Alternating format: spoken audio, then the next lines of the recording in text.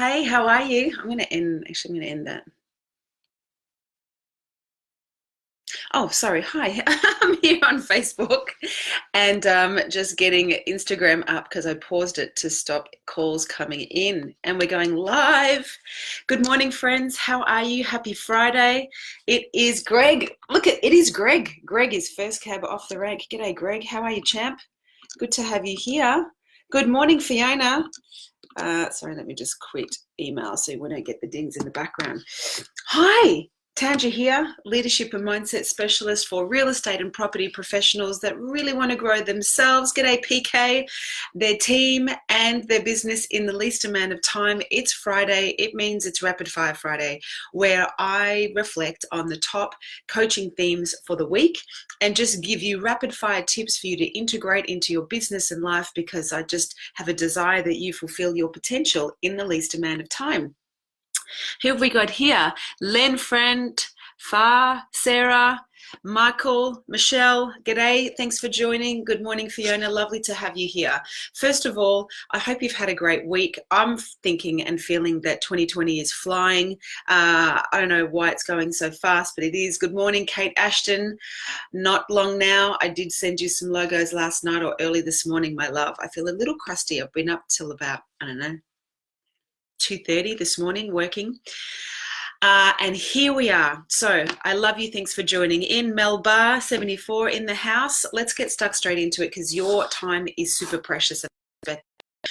So Friday, I said, is where I just reflect on the one-on-one coaching sessions that I've had for the week, or in this case, I've had a number of speaking gigs, and I just grab the things that I know really resonate with individuals, really resonate with the room, and I'm just going to share it because I want you to get access for yourself. Brooklyn, good morning. Good morning, gorgeous. Got them and just met with the printers. Whoop, whoop. Awesome. Thanks, Kate. Unreal. Okay, so the first two pieces are really relevant for real estate leaders and real estate agents. So if you're not one of those, but you love this content anyway, stick around because there may be something you hear for yourself in your business. And there's two other elements I'm going to share that are really critical if you are someone that wants to realize your potential. Number one, I really believe it's vital for real estate agents to personalize listing consultations. What are they? I don't call presentations, I call them consultations. As a vendor, I don't want you to sell to me. I don't want you to pitch to me. I want you to consult with me. I want us to have a conversation. I want to have a dialogue. I want you to ask some questions. Good morning, Brendan. How are you? And I want to figure this thing out together, and I really want you to demonstrate why you are the agent of choice. Now, there's some ways that you can do that, but think about it. Let's pretend a vendor has 3 agents coming to demonstrate how they're the one, right? Most agents will have their generic listing kit, their sexy document or compendium that's got everything in there for effective show and tell, to show some street cred, talk about some testimonials and the process for sale, right? Typically, most agents have that. And it's generic. G'day, Sean. Great to have you here too, my friend. So, and it's generic. Now, subconsciously though, I think that all, hi Sean, how are you, gorgeous? I think it's really important that there is what's called the thud factor when looking to sell somebody's home. It's a significant transaction. It's not, bread and water. Hi, Jacinta, how are you? Bread and milk. It's someone's biggest asset.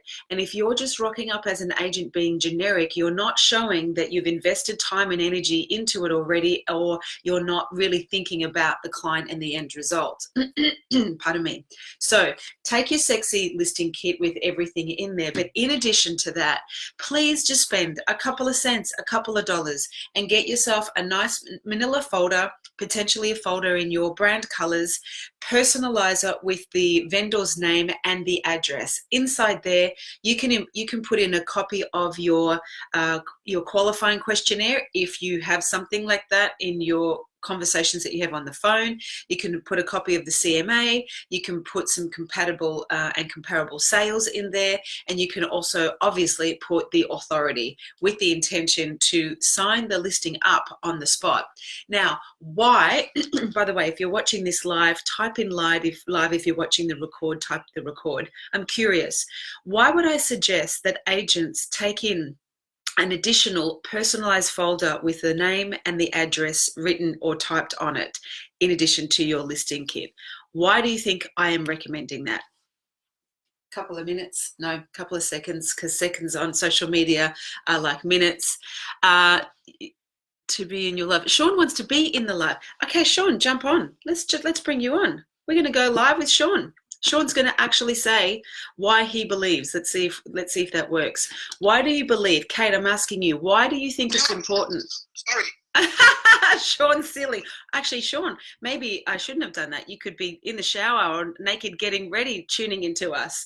But you can type it in. Hey, Anne, how are you, gorgeous? Why is it important to take a personalized folder with the name and address? It's okay, Sean. I'm glad it was the roof and nothing else. Why? Fast game is a good game. For the purpose of time, I'll share it anyway, because it gives the impression to the vendor that they're already your client. You've already worked for them. You've already invested time and energy. You've gone that next step. Think about it. If that vendor's got 3 agents coming in and all agents just come in with their usual suspects, right? And you come in with that pre-listing kit, your listing kit, and then Kate saying, show how so they feel special, that they know they're going to get one-on-one and they are important, 100%. So you've got your listing kit, but also you've got that additional folder, exactly what Kate's saying. They feel special. They feel like you've already invested energy in them. You already are treating them like a client. It gives the impression you've done some work and you're earning your keep. So it's a really simple strategy. Hira, hi, how are you? You cooking up storms lately? It gives them the impression that you've already invested a lot of time, and I think that's a great thing. So that's one tip that I give all agents and all principals to give their agents. Go that extra mile. It costs a couple of cents, a couple of minutes, and it gives a really big impression, as Kate said. Okay, this one, honestly, if you're looking for a competitive edge, this is it, because so many agents do not do this vital thing that must be inserted into every single listing consultation. And it is this. When you're at a listing consultation, you must ask your clients, what's important, or vendors, what's important in the sale of your home, and can you put that in order of priority? And what do you expect from your agent of choice, and put that in order of priority. Why you do that is because it's called values presentation. You're the value the client, and putting them in order of priority makes sure that when you go to respond to what matters to them, you reverse engineer your content in order of what's important to them, their order of priority. Hey, Julianne, how are you, beautiful? Lane, nice to see you here. That is critical. Now, what else is absolutely critical in a consultation is this. Once you've elicited what's important in the sale of their home in order of priority, once you've elicited what they expect from their agent of choice, and by the way, if they say things like integrity, Ivana, g'day, great to have you here, integrity, professionalism, things that feel broad like professionalism, don't just go, yeah, professionalism, and write it down. Take the time to say, hey, Kate, professionalism, what does that exactly mean to you? What does that look like for you? Right? And go, that you on time, that you do what you say you're going to do, that if you say you're going to be at all the open for inspections, you don't send your assistant, you go, okay. So I can hear for you, professionalism really means that you be your word, that you have integrity, like you said before, that you follow through on what you promise. Yes, absolutely, got it. Because otherwise, how do you know what professionalism means to them, right? So it's really important. Joe Mooney, Lou, g'day. Good morning, great to have you here. So once you've identified what's important in the sale of their home, put it in order of priority.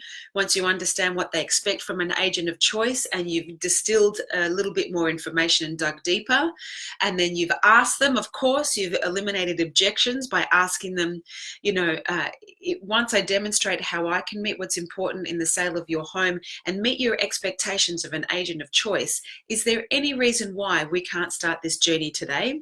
You're eliminating objections. If they say, oh yeah, Dave, my husband has to be here, you go, great. Pause there and say, look, let's get out the diary. We'll keep going, but let's book in a session now for me to come back when Dave's here, and handle that, because it's going to be in the background of their subconscious mind, right? Or, oh yeah, we've got 3 other agents coming in. Great. Yes, it's good to get a competitive point of view.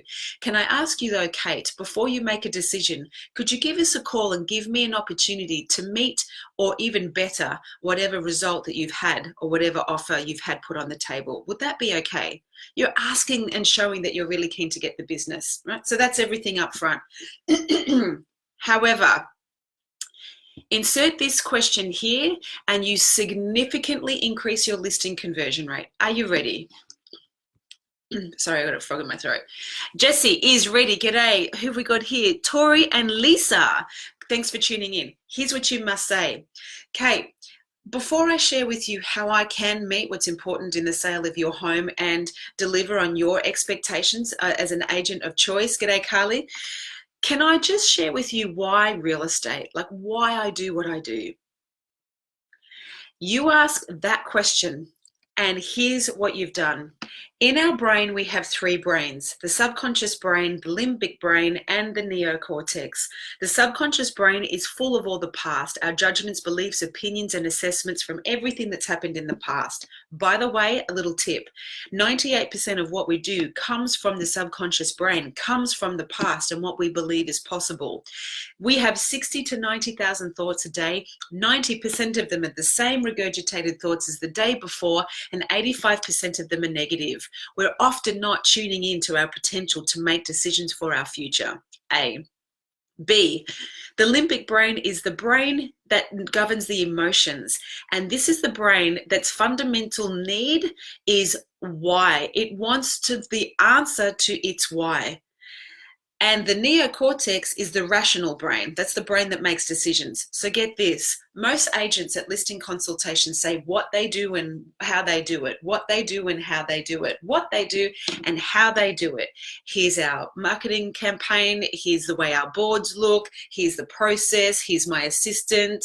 This is, how we write the copy, blah, blah, blah. But not a lot, not many agents. Jackie Bailey, good morning. Bridget, hello. Jessie, g'day.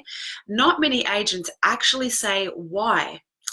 And what you are missing out on is A, you're going to sound like everybody else, but B, over here is the vendor I'm looking for. I'm on the hunt for the why. And if you say to me, Tanja, before I, demonstrate all of that, can I just share you why real estate, why I do what I do? My limbic brain goes, yes, please, that's what I'm looking for. And then if you say something like this, by the way, is this making sense? If you say something like this, thanks, Kate. For me, it's really simple. I believe that real estate is an opportunity to achieve financial freedom. I love nothing more than negotiating the highest value for your biggest asset, because I know that that just opens up a world of choice for you in your future. And that's why I do it. And you pause and you let that beautiful message land, as long as it's authentic and congruent with you. Hey, Raish. Thanks, Sean. Yes, we talked about this at the training day, Richardson and Wrench, right? Oh, Hera's in the house, putting a thumbs up. It's critical. And then you just pause and you let that land. Now, if you want to back that up, have in your listing consultation some sold stories, but not of the bricks and mortar, of the couple or the people or the individuals, to demonstrate the additional money that you were able to negotiate and what actually. Hey, who's that? A lot, I don't know, whale, a lot, Ilish whale. Catherine, hello, Catherine, how are you? Does that make sense? So don't just go into listing consultations like everybody else, generic, unprepared, not investing anything in that particular client, and then say what you do and how you do it, what you do and how you do it. You're going to sound like everybody else and you don't have a competitive edge. You want to Absolutely. Values elicitation, reverse engineer your content in order of their priority, and please ask the question, can I tell you why? And make sure it's congruent. And here's a little tip. Don't start rambling on about how you love property and what you did in a past life and blah, blah, blah. It really doesn't mean much to me. I want to know why you want to work for me and what difference it's going to make to me as a vendor. Okay, so that's another tip. I hope that you implement that. Imagine in listing consultation. Hi, Michelle. Great to have you here. Hey, Elish Whale. Amazing. Okay, number 3. Stop being the judge and the jury. What does that mean? I did a speaking gig for Richardson and Wrench in Sydney on Wednesday, and one of the things I talk a lot about is the fear of public speaking and why we are afraid. It is the number one feared thing on the planet. It is above death, meaning most people would be in the coffin rather than delivering the eulogy. That's our preference. Now, why is this? Like, I'm live right now, unscripted. I've got a whiteboard in front of me with 4 points, right? I'm stuffing up, coughing, I'm not perfect, I'm not all fully made up. Like, why is this the scariest thing for people to do? Speak in public or in front of people. Why do you think it's the scariest thing? It was a blast, says Sean. Well, Sean, you got up and illustrated how to park the funk. You did a great job. Remember to listen, stop talking and just listen. Kate, amen. Yes. Why is public speaking so scary? Tell me. Write it in here on Instagram and Facebook. Natalie, great to have you here, my love. Thanks for joining. Why is public speaking so scary? Are you scared of public speaking?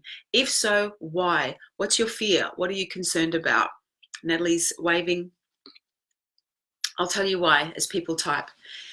We are afraid of being judged. That's why. We are absolutely scared of what other people think of us, and we're afraid of being judged. And we're afraid of being judged because we fear being judged, which means equal disconnection. And what we desire more than anything is to be seen and connected with others. And the reason that's important to us is because at core, our dysfunctional fundamental belief is that we are not good enough. And that fundamental belief was created at a very young age when we were around 2 or 3, where we didn't get love and acknowledgement from our parents, or something happened at kinder or daycare or even at school. Something happened and we decide, I'm not good enough. They don't like me. I'm not important. I don't matter. I'm not worthy. A 2-year-old wouldn't decide I'm not worthy, but they definitely would decide I'm not good enough. And if there's something that I know, as I said on Wednesday, as clear as your blood is red and mine is red and your tears are clear as my tears are clear, we all, to varying degrees, don't feel like we're good enough. Yet, isn't it ironic? There's 1 in 14 trillion chance of us actually being born, according to scientific research. And yet we walk around with these amazing miracle makers on the planet, floating on a rock in space, walking around worried about what everybody thinks of us. And guess what they're doing? They're doing exactly the same thing. So you and I have dreams and hopes and desires deep in our heart, innovations and things to make the world a better place, or to make it more fun and enjoyable. And yet we are walking around with unbelievable fear, most of us, of what people think of us and if we're enough. And we're scared to put ourselves out there and have a crack and take a risk because we don't want to be disconnected from others. It is an epidemic. It really is. And we're so good at being the judge of ourselves and others, typically cracking the whip at how we suck at stuff. And then we're also the jury, deciding our fate, deciding what we do or don't do or can't have or, shouldn't achieve. And then we judge and we're the jury for everybody else. Yet you don't know what other people are going through. And they equally don't know what you go through. Exactly, Kate. FWO to the T. Forget what other people think, to say it nicely. Patty, g'day, Patty. Brain freeze. Yes, Jacinta saying judgment, fear of judgment, brain freeze. Well, yeah, Carly, brain freeze is definitely part of it, but we're afraid of brain freeze because then we're worried about stuffing up in front of people. Listen, I stuffed up in front of 800 people within 30 seconds of being an MC. If you want to watch that episode, go to my website, tmjcoaching.com.au, and look up my most embarrassing moment ever. Yes, Natalie's 100%. Always hear the thought of people misinterpreting, always hate the thought of people misinterpreting what I have to say, which leads straight to judgment. Okay, that's great honesty, Elish Whale. I hope I'm saying your name right. You always hate, the thought of people misinterpreting. Can I offer you something in that? And that is, consider that you've got a subconscious belief that people are always going to misinterpret you. The reason you have that subconscious belief is because something's happened in the past, people misinterpreted you, but you isolate the situation. Consider that you decided people always misinterpret what I say. That belief is in the future. So when you're in situations in the future where you're speaking with people, that belief is there. So you're gonna have that fear. You're gonna hate the experience because you believe it's a likely reality. Does that make sense? So if that is the truth for you, then I invite you, Pattis Morning, and lovely to see you, Tanj. Good morning, Patty. Lovely to see you too. I've been a bit MIA, but I'm back. If that belief stays in your future, you will never actually fully self-express yourself, your dreams, hopes, and ideas because you'll be afraid that people will judge you. So you've got to take that belief and file it back in the past with the situation or situations that happened, create a whole new, powerful, empowered belief in yourself that you're a clear communicator and people get you. Try that on and see if that makes a difference, and let me know if that helps. Natalie, on stage when acting, I still freeze up inside, especially when it comes to singing in musicals. I have to fight it 200%. Oh, awesome. Well, first of all, amen and courageous stuff to you, my friend, because that's a big deal.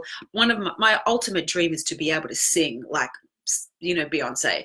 I would love nothing more than to be able to just fill an arena with just passion and power and music and love and messages through amazing singing, because it just cracks people open, maybe in another life. But yes, so good on you for getting up and singing. The reason you give it 200% is you care. So consider you really, really care. Hey, Louise. Hi, beautiful. And Sue, you really care. That's why you're nervous. But of course you're afraid of stuffing up because you want to deliver something that's important and memorable. A little tip I can give you is it's an NLP, neuro-linguistic programming distinction. It's called a circle of power.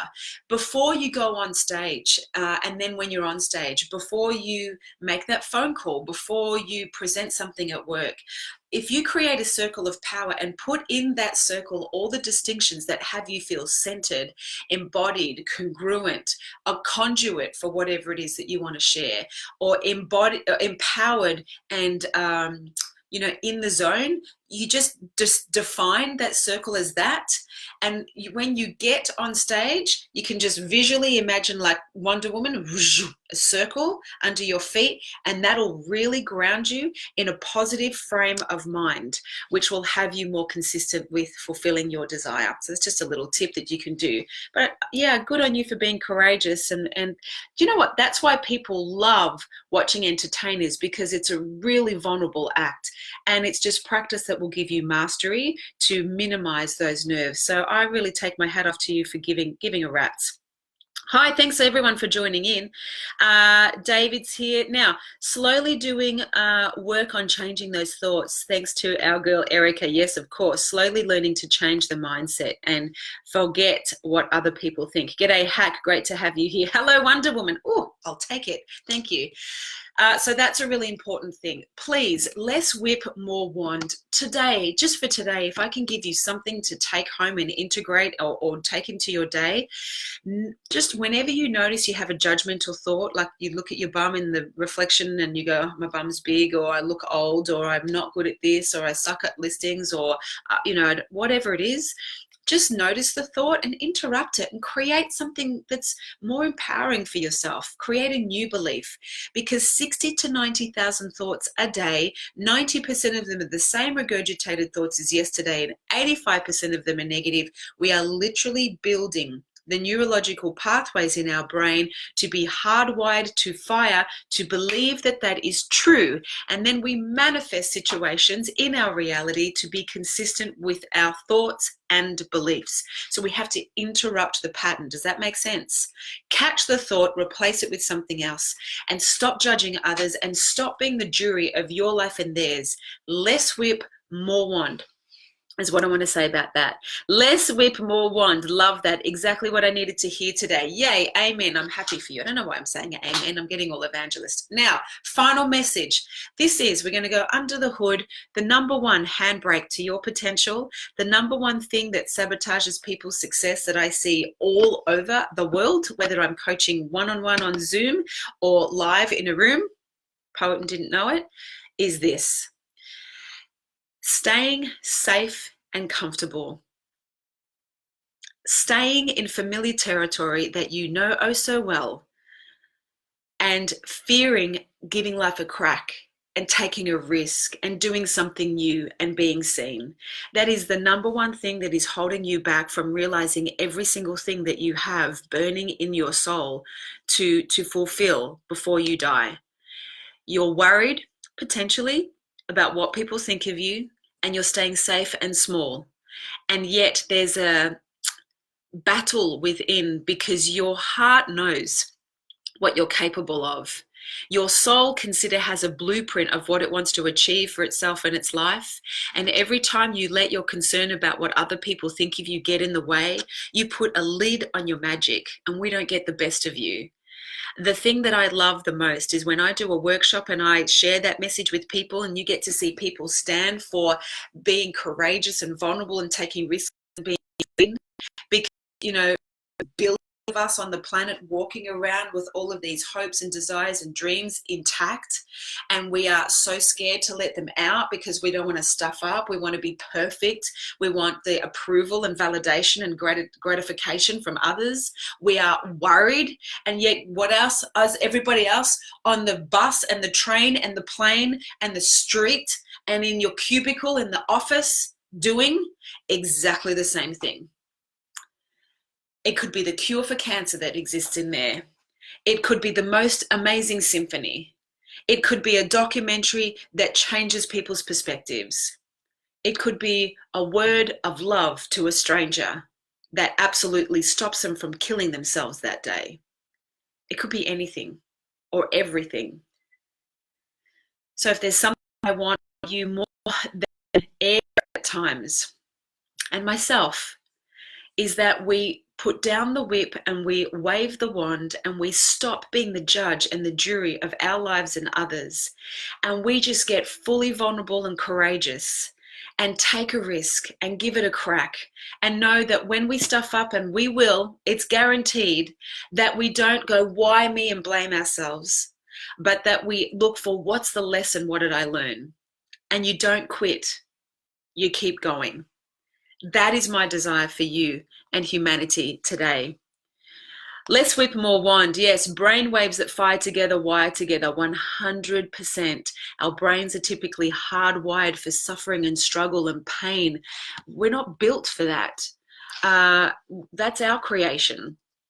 I can feel and visualize that circle of power tip. It resonates. Awesome, Natalie. Thank you. And yes, the other tip around the previous stage experience, grade 6. Exactly. It's always bloody school, isn't it? Grade 6, something happened and you decided. And guess what, Natalie? You're on stage now.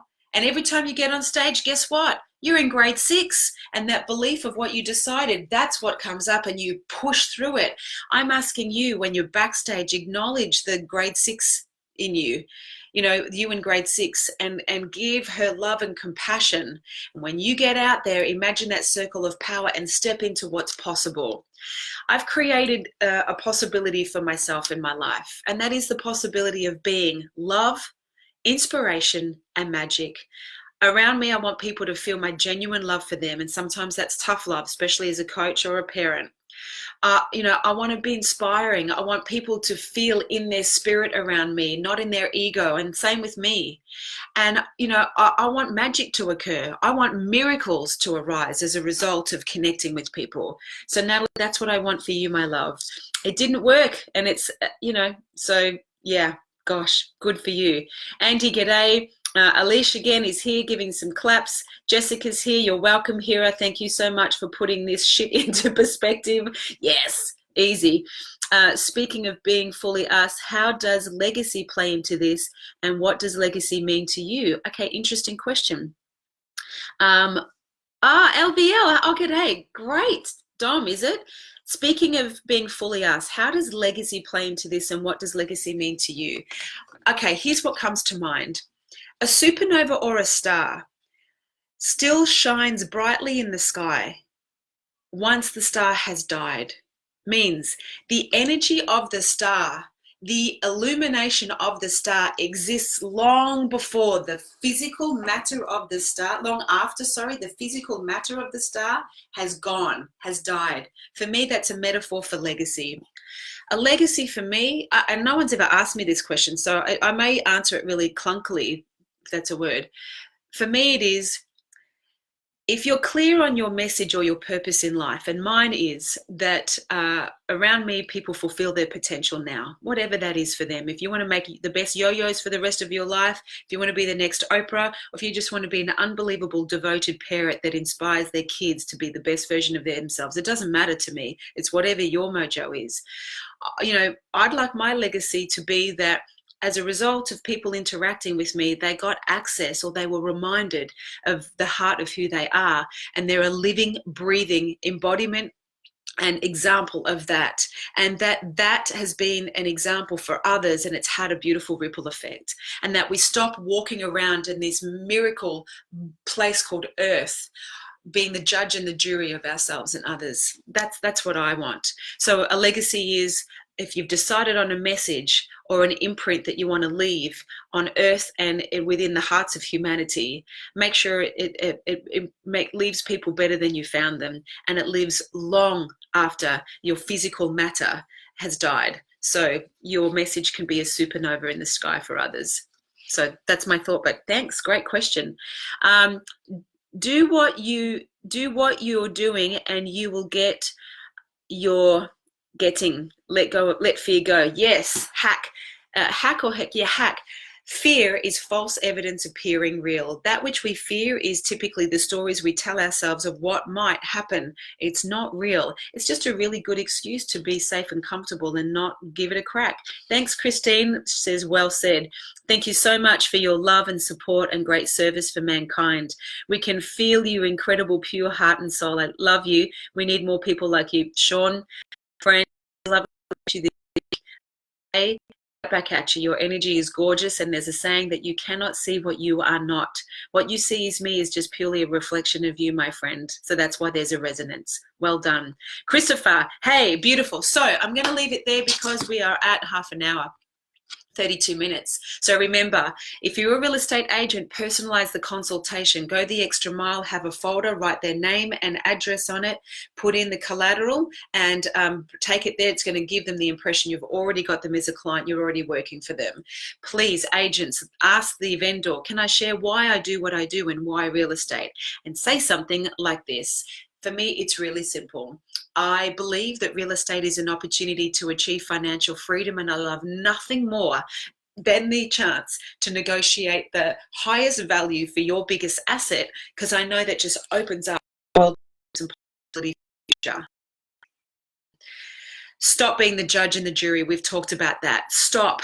Less whip, more wand. Less beating yourself up, more waving the wand of your courage, your bravery, your vulnerability, your willingness, your tenacity, resilience, consistency. Go.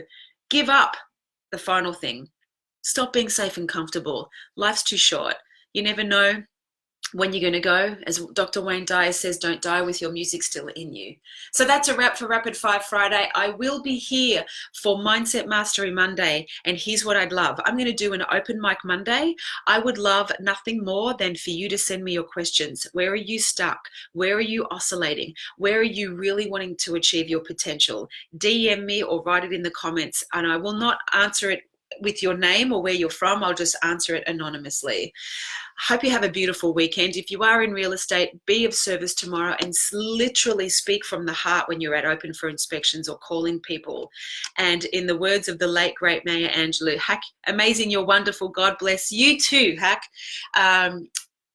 What am I saying? I'm saying in the words of the late, great Maya Angelou, remember, people will forget what you said. People will forget what you did, but they will never forget how you made them feel. Thanks for making me feel like a supernova, fulfilling my purpose by contributing to you. I hope you got one thing and you'll implement it into your life or your business. Great update, Tanj. Love it. Thank you so much. Love to you. Go be great. Smile at a stranger. Less whip, more wand. The world needs you in full self-expression, not with a lid on it. Go be great. I love you. I'll see you on Monday, 8 a.m. Eastern Standard Time here on Insta. And of course, here on Facebook. Catch you later.